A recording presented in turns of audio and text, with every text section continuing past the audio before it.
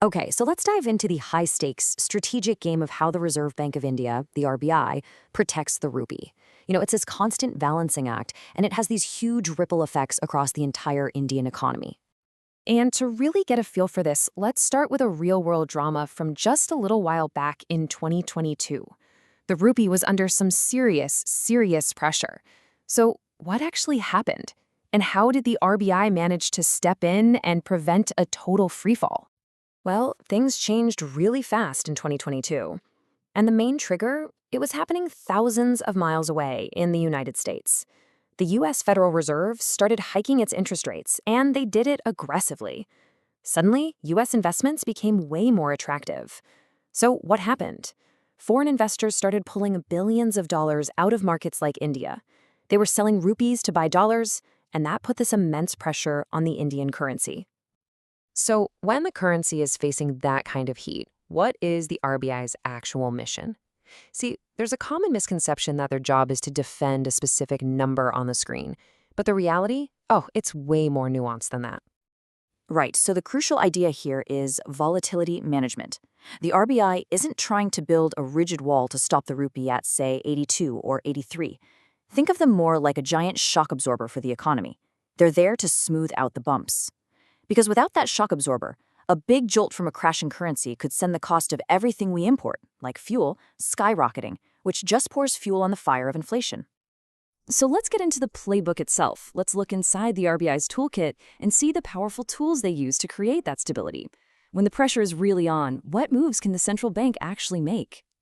Okay, this is the most direct and honestly the most powerful move they have. When it seems like everyone is rushing to buy US dollars, the RBI can just step right into the market and do the exact opposite. It starts selling dollars from its massive reserves. This floods the market with more dollar supply, which helps meet all that demand. And that basically puts a floor under the rupee, helping it stabilize. But, and this is a big but, this move comes at a cost. It uses up those precious foreign reserves. And this is precisely what happened during that 2022 slide. The RBI sold a significant amount of its dollar reserves.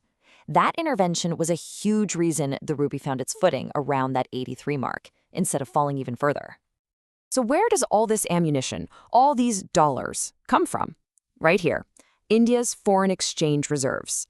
This is a massive stockpile of dollars, gold, and other currencies that acts as the country's financial shield. Just the fact that it exists gives the market a ton of confidence and really discourages speculators who might be thinking about betting against the rupee.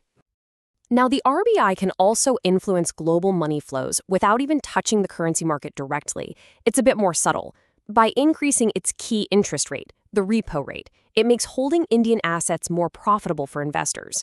This helps attract foreign capital, which in turn increases the demand for the rupee, helping it get stronger. And beyond those big moves, the RBI has even more subtle plays. They can use tools like forward contracts to sort of lock in future exchange rates today, which smooths out volatility before it even hits the market. And you should never, ever underestimate the psychological power of a clear statement. Sometimes just having the central bank signal that it's ready to act is enough to calm down nervous markets all by itself. But here is where the strategy gets really nuanced. We've spent all this time talking about defending the rupee, making it stronger. But what if a stronger rupee isn't always the best thing for the economy? This is where we find a really surprising twist in the RBI's playbook. I know, it sounds completely counterintuitive, right? We're always hearing about how a strong currency is the goal.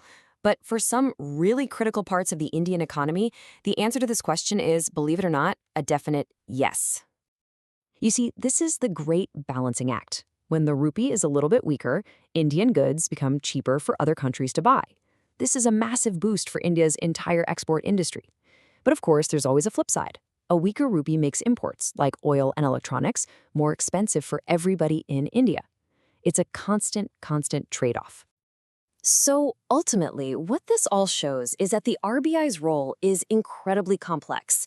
It's not about stubbornly fixing a price on a chart. It's about being a strategic manager, navigating those tricky trade-offs between helping exporters and controlling the cost of imports for consumers. The real goal is just to prevent disorderly, chaotic movements in either direction. And that leaves us with a really critical question for the future, doesn't it? In a world of fast-moving global capital, with all sorts of new economic challenges popping up, The old playbook is going to be constantly tested. So what new strategies, what new tools will India's central bank need to develop to keep shielding its economy in the decades to come?